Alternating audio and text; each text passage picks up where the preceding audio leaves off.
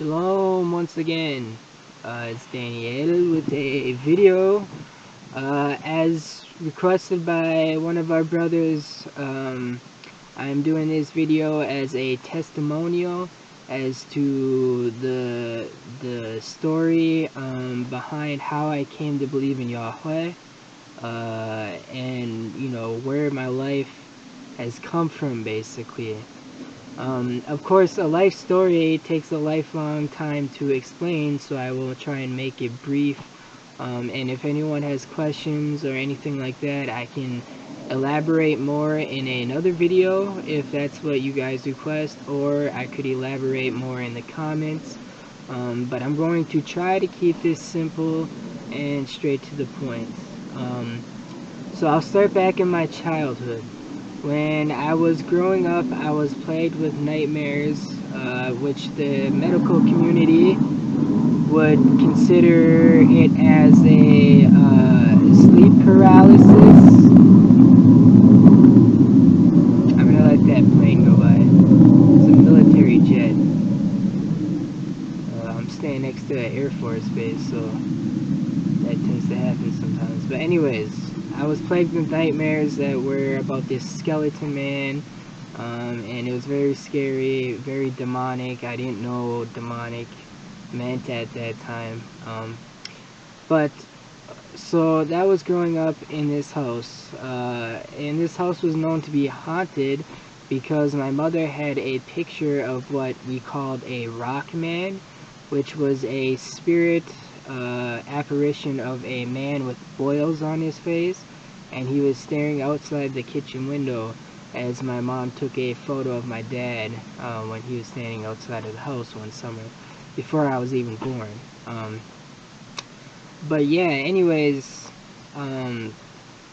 so to fast forward, in that same house, I had a supernatural experience outside of the dream sleep paralysis stuff. I was laying in the middle bedroom on a big wooden bed. It was in the middle of the night, and I must have opened a portal through rock and roll music, because at that time I was kind of into like rock and Disturbed and all that stuff. And I think I was about 9 years old, if I recall correctly, because my mother had gone to treatment and I was staying with my aunt.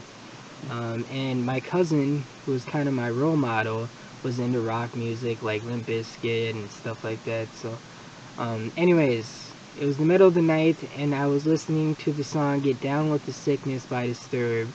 And anyways, long story short, I felt a very cold and fearful presence. The atmosphere was very cold. It just turned cold, and then I remember being super fearful for no reason, like to the core of my being.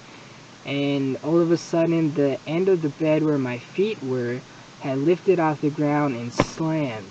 So the bed had lifted up and went boom, slammed on the ground. And my cousin and my aunt heard it, and they rushed in and said, "What the heck are you doing?" Blah, blah, blah, blah. And I tried to tell them what happened, but of course they didn't want to believe it. So they didn't believe me. But how is a little 9-year-old gonna lift up the end of a huge, like Greek wooden homemade bed and slam it on the ground? It just doesn't, it was impossible. And I was on the bed under the covers, and they came in so fast, so I don't know why they don't believe me on that, but that's what happened. So that was my first supernatural experience, and that made me realize that there's more to things in existence than what meets the eye. But at this time, I started becoming agnostic, and I just acknowledged the supernatural realm existed, but I chose to kind of ignore it and avoid it because I didn't understand it, and it was very scary to me. But okay, so as time goes on, I'm about 12 years old, and I'm in a different place now, different part of town with my mom, and I'm staying at a friend's house, and we are standing outside on a balcony in the middle of the night with a clear, bright sky, stars everywhere, just very calm summer, cool night, whatever. And all of a sudden, one of my friends, who's a little older than me, looks over to the left and says, "Hey dude, do you see that?" And then I remember looking over there, and there was 3 saucer-shaped UFOs flying like this way, like very, very slow in front of us. It was about maybe half a football field in front of us, and it was very low, like just above the tree line. And then my other friend ran inside to go grab a camera, and I'm not even joking, when the moment he came back and was going to take a picture, all 3 of them kind of tilted in sync, and then they just went poof and disappeared, like they just hightailed it into outer space or something. Like it was almost as if they were there, and then all of a sudden, in the twinkle of an eye, they became stars. Like they just were like boop boop, and then they were stars. Like it happened so fast. And so that made me really curious. And at this time, I was older, and so I started researching nonstop into ufology and UFOs, and other people had experiences as well. And the thing too is, I've seen UFOs on more than one account. One time, me and my mom came home from the grocery store, and we had a brown Oldsmobile at this time. And we got out of the Oldsmobile, and I was like 13 maybe.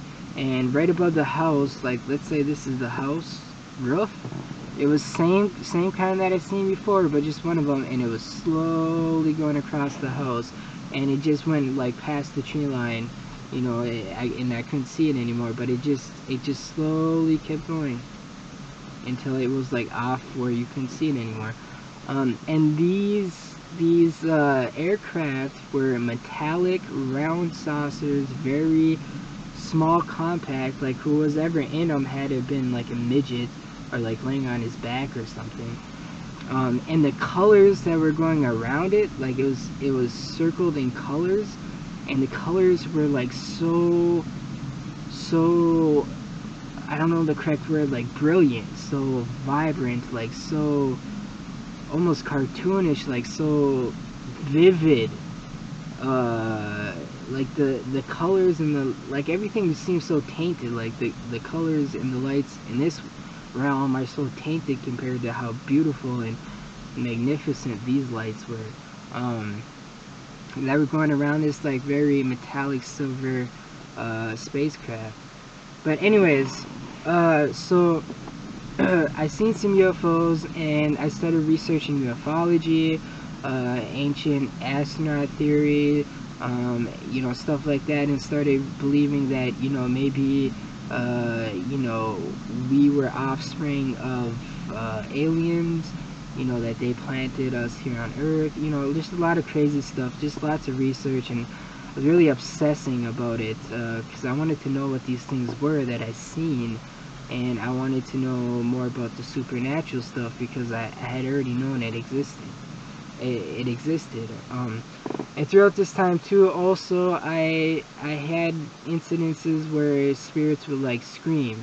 I remember one time I forget what grade I was. I think I was in 8th grade, and I had a couple orange juice, and I was standing in front of my closet getting ready to get dressed for school, and I felt this wind go on the back of my neck, and it was so cold and chilly that I turned this way, and then it went the other way, and so I turned this way, and I was like, what the heck was that?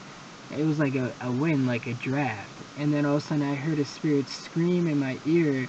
It's like a very, like, now I can say demonic, but I didn't know what that meant still, but it was a very demonic, like, wretched scream, and I dropped my glass of orange juice, it broke, spilled everywhere, and I ran downstairs, freaked out, and started talking to my mom, like, hey, this just happened, blah, blah, blah, blah, blah, you know, like, what is this all about, all this stuff.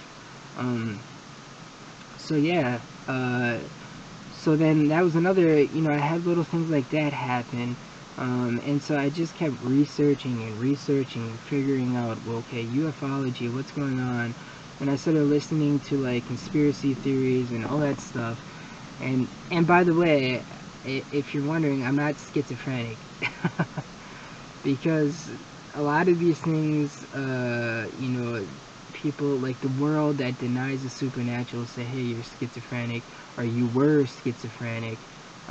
Whatever, you know, having hallucinations and all that stuff, but it's so disprovable because that the UFOs I seen with 2 other people, the bed lifting up and slamming, I had 2 people rush into the bedroom when that happened. So that's the reality of the supernatural.